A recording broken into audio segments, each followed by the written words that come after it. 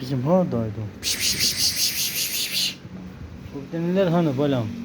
He? Kızlarım azmış diye.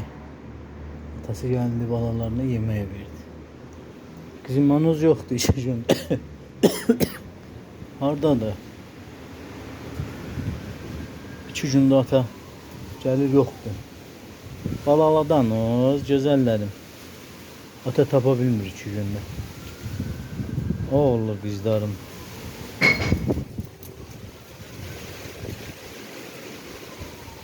O mesele. Atan həyatları. Allah xoş olsun. Nuş olsun sizə. Ağ kızım arıqlamısan ey gözəlim. Allah xoşun olsun mələyim.